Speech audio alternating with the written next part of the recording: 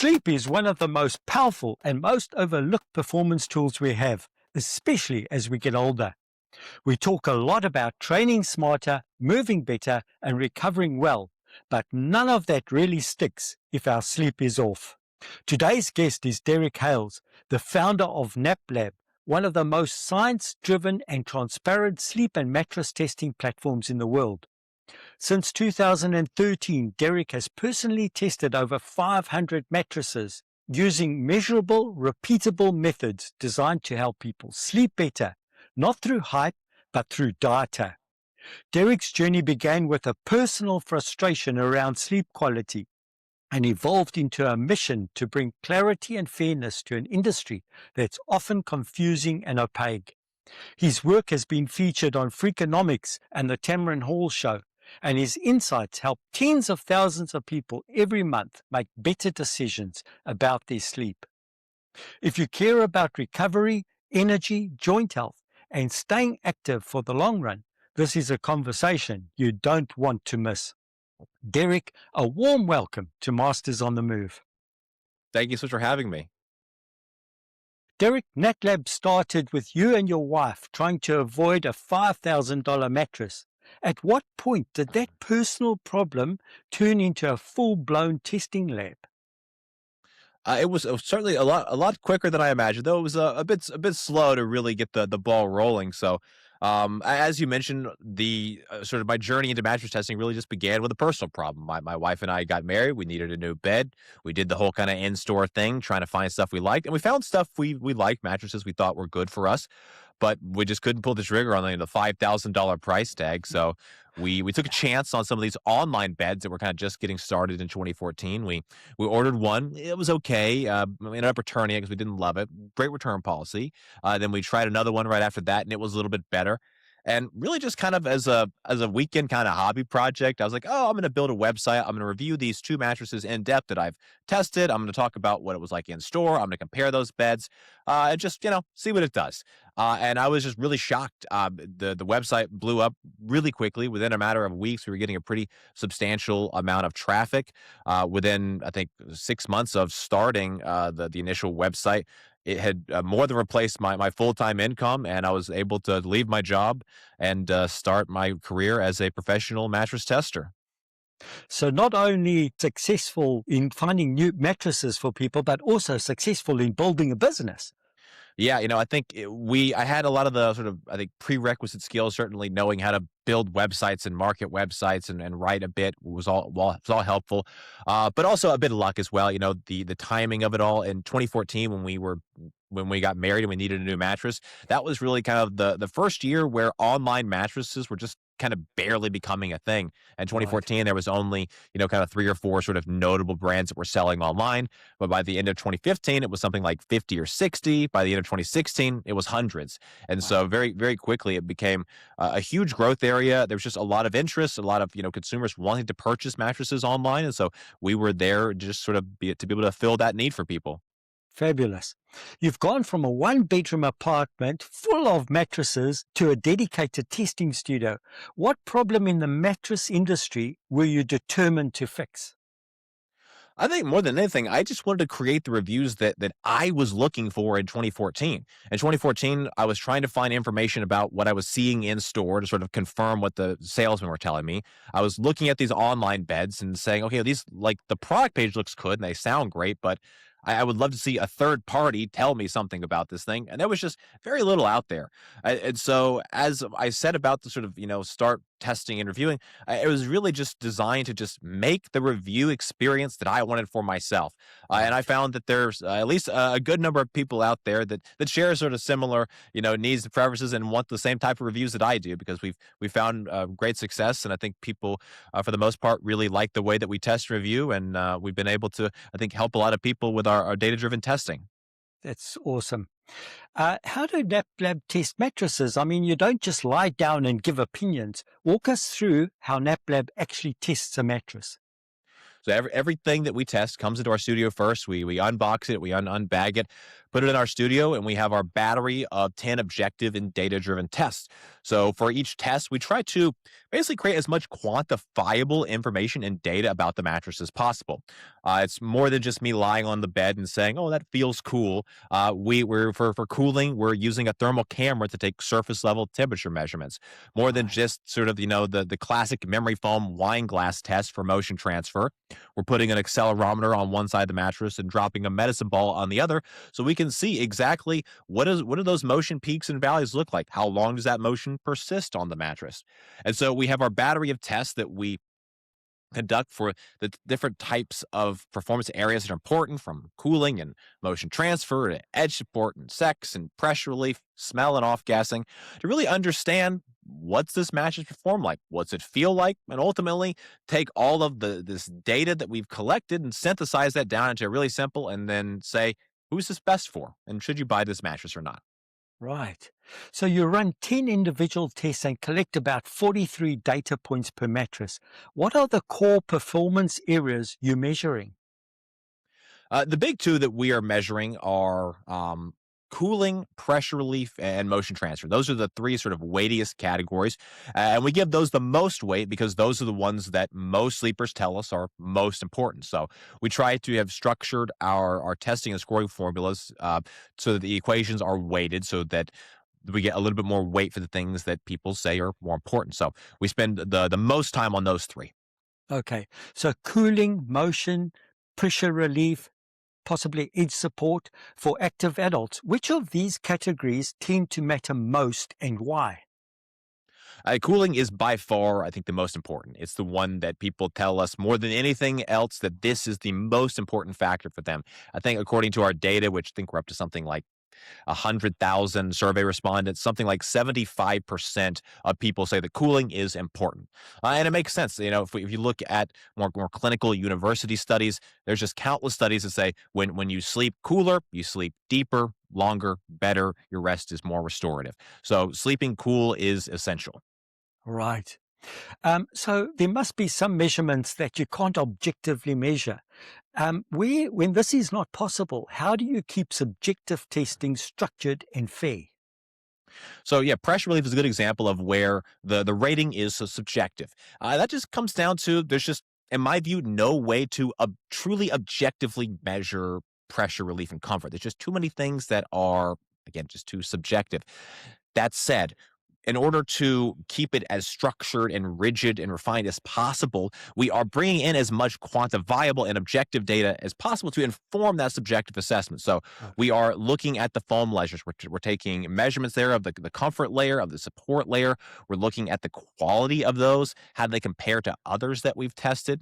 We also have a pressure mapping sensor which has 1,600 individual sensors in it that measures the PSI in each of those individual points. So we can say, okay, well, when I'm lying on my back, this is okay. I don't see any pressure points. But when I'm on my side, now I've got pressure points popping up under the shoulder, under the hip. And so then we basically take this combined information, all this objective data, that then synthesize it down so that I can make just a simple subjective determination, say, okay, the pressure relief on this is outstanding, or maybe it's only fair. And that assessment, while it is subjective, is based on a lot of data that's gone into Okay. there. And if we could do it purely objectively, I would, but I think Yeah. in a case like pressure relief, it does help to have a sort of a subjective determination ultimately, and that's going to end up with the best results, we think. Yeah. And based on your experience, your subjective approach, having tested so many, is going to be something that's pretty accurate and people can rely on. One thing that stands out is your commitment to transparency. Why was it important for you to show how scores are created, not just the final result?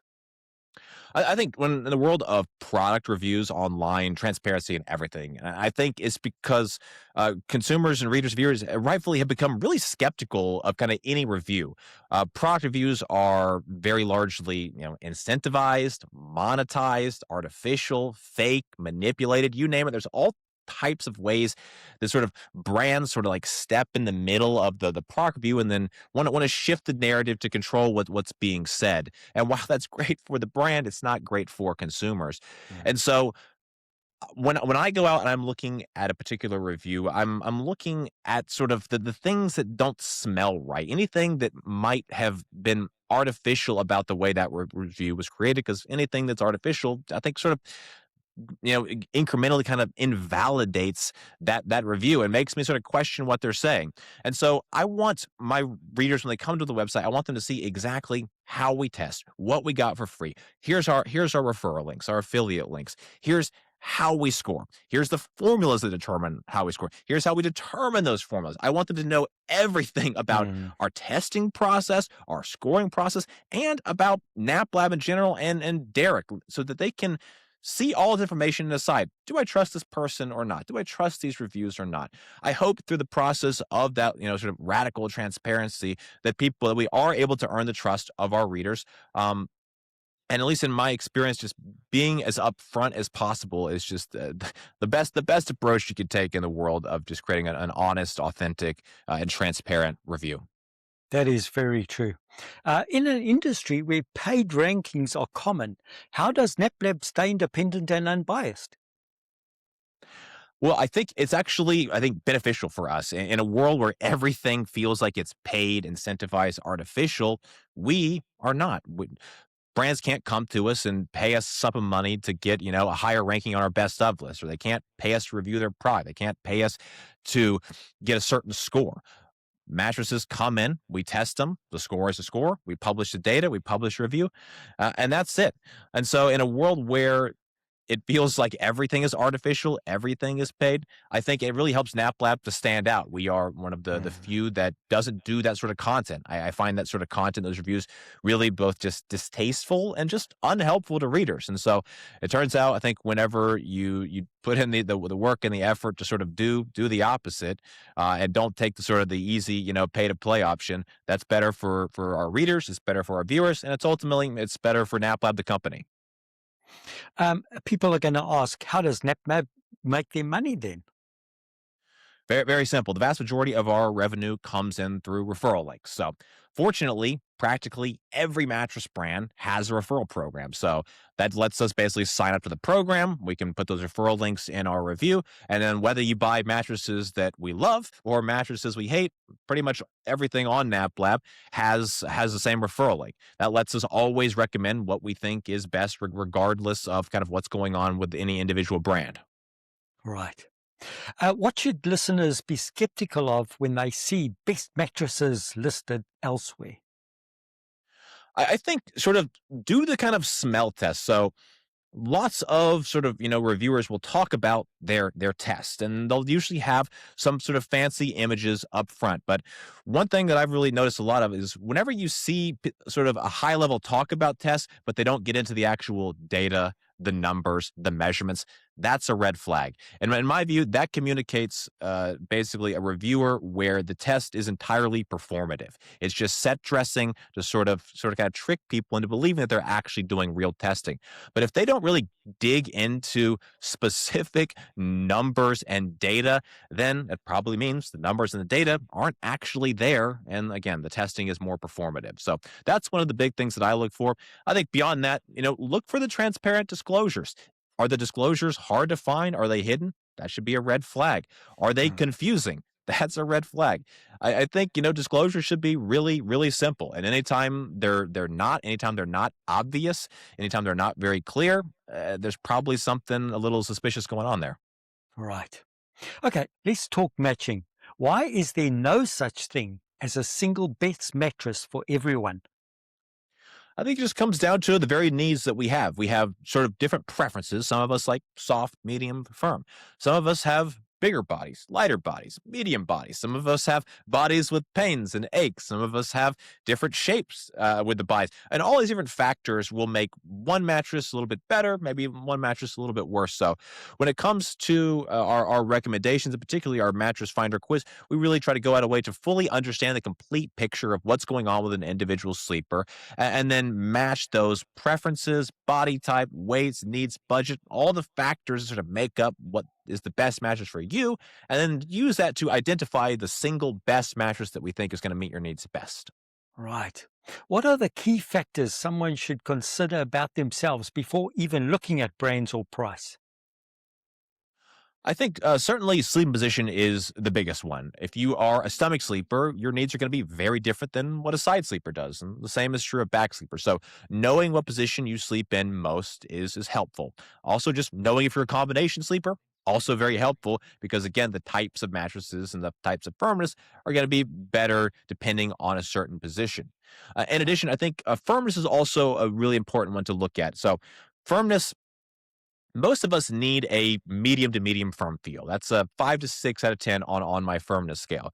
But if you are a heavier weighted sleeper, particularly someone that's at or near 300 pounds or over, you probably want something that's a little bit firmer because it's going to provide better support for your body type. If you are a little bit lighter, but especially less than 120 pounds, you probably want something that's a little bit on the softer side. Again, just because that's going to create a better level of pressure relief and support. Mattress companies sort of, design most of their mattresses to sort of, meet the sort of wide range. So let's say 150 to 300 pounds. As people get kind of outside of that range, that's when you start sort of needing to see a little bit more adjustment and, firmness or feel, make sure that it's meeting those body types kind of more at the extremes.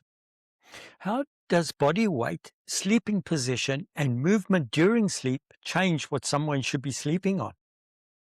So the body weight just comes down to getting the right support and firmness and comfort dynamic. Again, if you are a lighter weight sleeper, you probably need something that's a little bit softer. If you're a heavier weight sleeper, something that's a little bit firmer.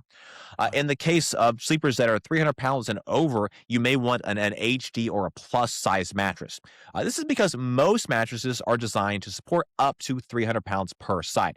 If you are at or over 300 pounds, you are very likely going to void the warranty. In addition, the mattress is just not going to provide great support because it's not designed to. Whereas we have sort of HD and plus size mattresses that are specifically designed and tuned with the right materials to support those heavier body weights, say 300 to 500 pounds per side. When it comes to sleeping positions, this kind of just comes back to getting the right sort of support dynamic so that the spine is in a neutral position. Stomach sleepers tend to need a medium firm or slightly firm feel. That's because we want the stomach sleeper to be as flat as possible. If it is a softer mattress and you're a stomach sleeper, that midsection can drop down a little bit, creates that Mhm. curvature in the spine. Now I've got pressure, now I've got discomfort. If you are a side sleeper, we do want that sinking though. So something that's sort of soft or medium is actually perfect for side sleepers because it drops those hips a little bit so that while we're in neutral alignment with the rest of the body. And so it's all about finding the right spinal alignment for that sleeping position. So, for couples, how do you balance competing needs like firmness preference, motion, isolation, and edge support? So I think when it comes to couples, we have sort of two big options. One, we can compromise, or two, we can choose not to. And so the compromise is the simple one, and what most people end up doing because it's sort of the easiest. If your partner likes soft and you like medium, well, we can probably compromise in the middle with a medium soft. It's not maybe perfect for you, not maybe perfect for them, but it's going to be in the middle, and it's going to be probably good enough that both of you are comfortable and feeling well supported. That said, let's say your partner is 300 pounds and you're 100 pounds. That's a big difference. Maybe one person wants extra soft, one person wants extra firm.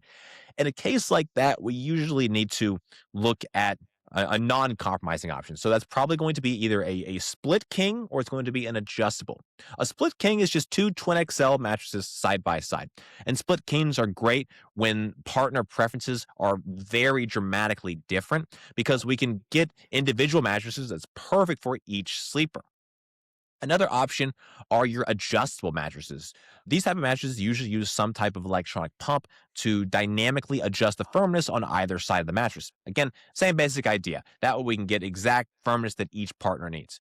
While there are preferences in other areas as far as like edge support or bounce or sinkage, the biggest sort of differentiating preference thing that we see for couples is just firmness. So if we can get the right firmness for each couple and each partner, that's usually going to end up with a good outcome.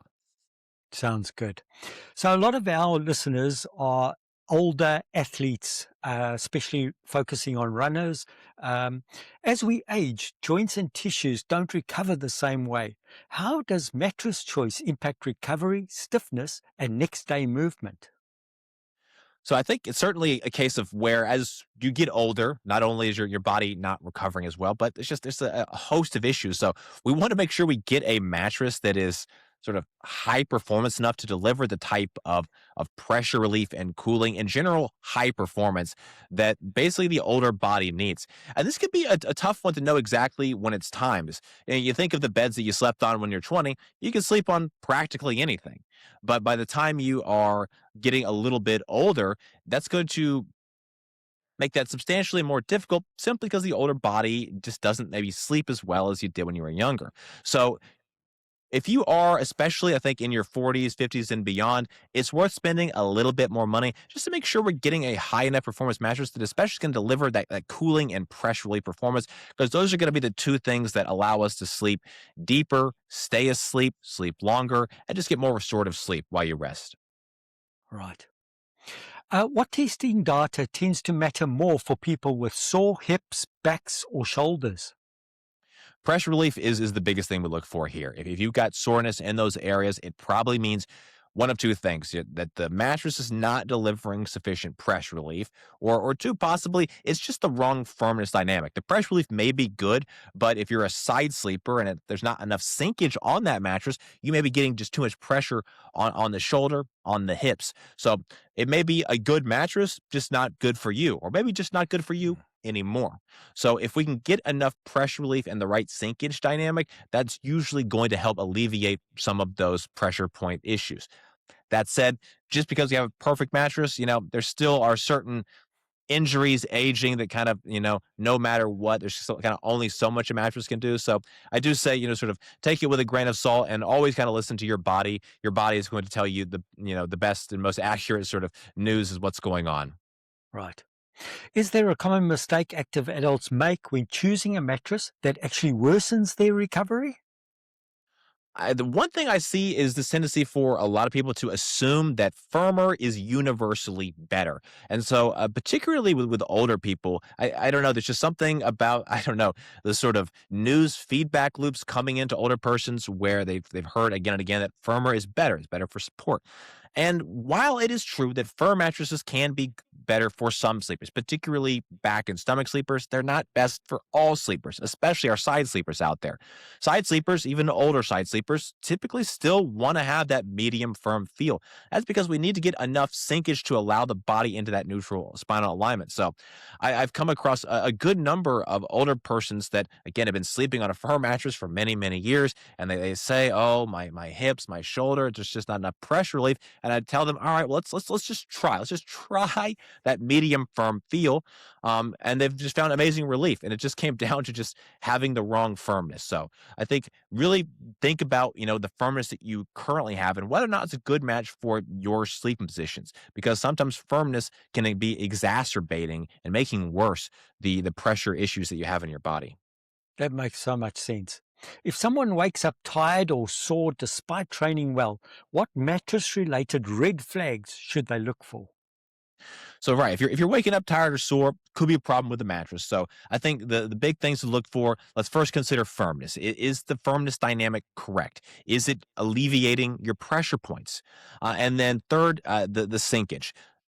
Do we have enough sinkage to bring that spine alignment for your sleeping position? Those are the big three. And the fourth one I would kind of say is cooling. And this one just kind of goes back to, if you're waking up because you're getting hot in the night, you're not getting as good a rest as you can. So it may be worth changing to a higher performance cooling mattress, maybe changing your sheets, maybe changing your protector, maybe using an active cooling mattress pad. All of those can help. And depending on kind of your budget, kind of how extreme the problem is, it could be worth it for you. The other thing that's just come to mind is, should we be looking at how old our mattress is? What sort of duration should our mattress, what sort of life do they have? Most quality mattresses should be lasting 8 to 10 years. This is just a general rule. Some will last less, some will last a little bit longer. The thing that I always tell people is to just listen to your body. If you are waking up fully rested, without pain, great energy during the day, and that mattress is 20 years old, who cares? You're sleeping great, no issues. By the same token, if you're waking up sore with pressure points, you're not rested, your energy is waning, and the mattress is only a few years old, it may be time to change. Maybe the mattress just wasn't as high quality. Maybe it just wasn't a good fit for your body. Maybe it's just another reason to change. But when in doubt, listen to your body. Again, your body is going to be the best determiner of when it's right time to get a new mattress. Right. How long should someone realistically give a mattress before deciding if it's a good fit for you? When if at all possible, I suggest giving it at least 1 month. It usually takes your body around a month to adjust to the feel. During that month, the mattress is also breaking in. Those foams are sort of breaking down a little bit, and they're going to get a little bit softer and more comfortable as they break down. So I've had numerous readers over the years that will try a mattress for a day or two or 3 days or a week, and I hate this bed. This is the worst bed ever. Hate it, hate it, hate it. And I just try to encourage them. Like, I understand this. The adjustment period is terrible because it's your body is almost like in a state of shock as it's trying to get used to this new feel. But whether it's that mattress that you're trying or it's a new one that you go buy, you're going to go through that same adjustment period. If you can find one that's a little bit closer to what you've been sleeping on, as long as you've been sleeping reasonably well, that can make the adjustment a little less Right. dramatic. But it typically still takes around a month for the body to adjust to a new feel. So if you have a new mattress, try and give it a month before you return, refund, exchange. Otherwise, you can find yourself just kind of in the exact same situation with a new bed. Right.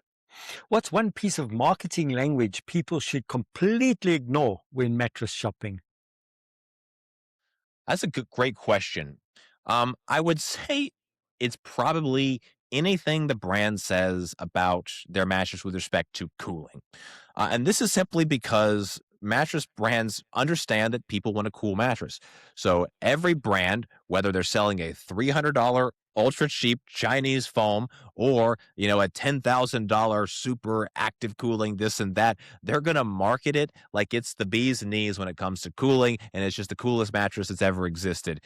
It is really hard to tell what is sort of truthful communication about cooling and what is marketing puffery.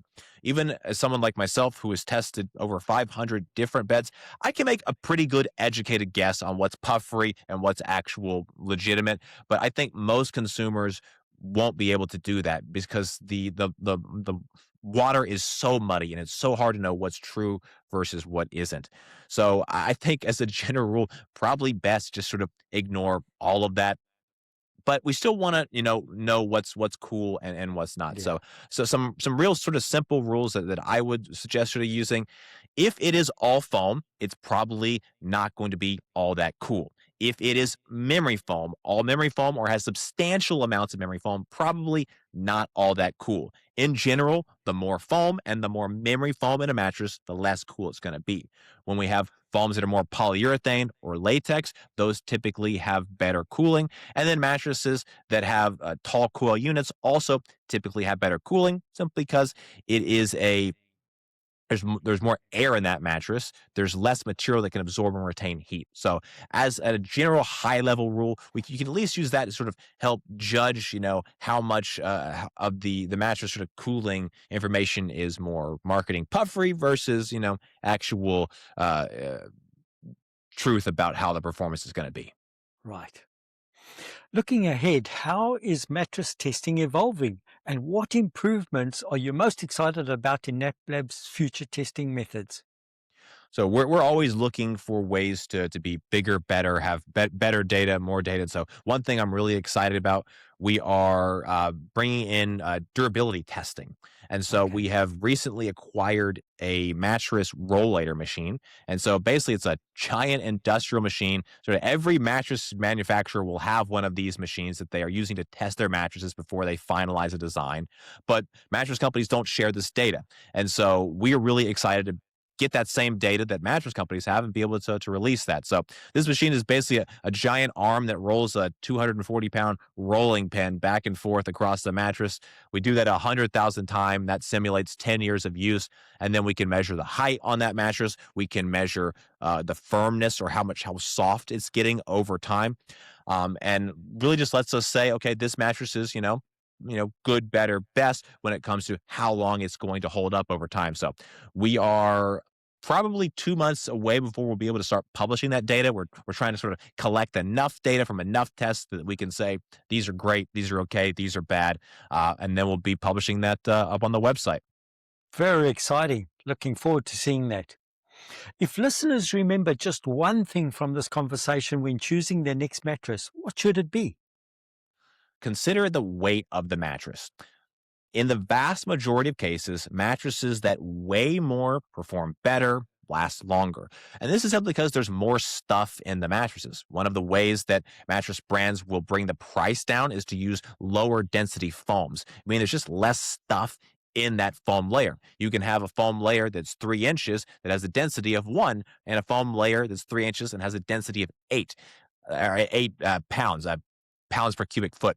The 8 is going to be a much heavier product. It's going to be a product with more stuff in it. It's going to last longer. It's going to sag less. It's going to take longer to form body impressions. So, all good stuff. The reason why I think the weight is a really good indicator of is simply that it's one of those things that mattress brands can't hide behind. There's no marketing puffery around the weight. They have no desire to make a mattress more heavy than they do. But in general, queen size mattresses that weigh 120 pounds or more are going to perform better and last longer. Doesn't mean that everything that weighs more is always universally better. There, of course, are exceptions. But in general, heavier mattresses perform better and last longer. Derek, if someone wants to make a smarter, data driven decision about their next mattress, where should they start? Well, head on over to naplab.com. That's naplab.com. You'll find our reviews, comparisons, best of guides, educational materials, and a whole lot more. We also have our mattress finder quiz there. Answer a few questions about your needs, preferences, and budget. That goes straight to me or a member of my team, and we send you back a personalized recommendation within 24 hours. And you sure do, because I've given it a try. Excellent. Well, the truth is, sleep isn't passive, it's active recovery. And as Derek shared today, the right sleep setup can be the difference between waking up stiff and tired or feeling ready to move, train, and live fully. If you're serious about long-term strength, mobility, and independence, sleep deserves just as much attention as your workouts. You can find Derek and his science-backed testing at NapLab, as he just said, where his work continues to help people make smarter, clearer decisions about rest and recovery. Derek, thank you for your time today, for your insights and valuable help you're giving so many people. As always, remember, staying active for life isn't about doing more, it's about recovering better. Thanks for listening to Masters on the Move.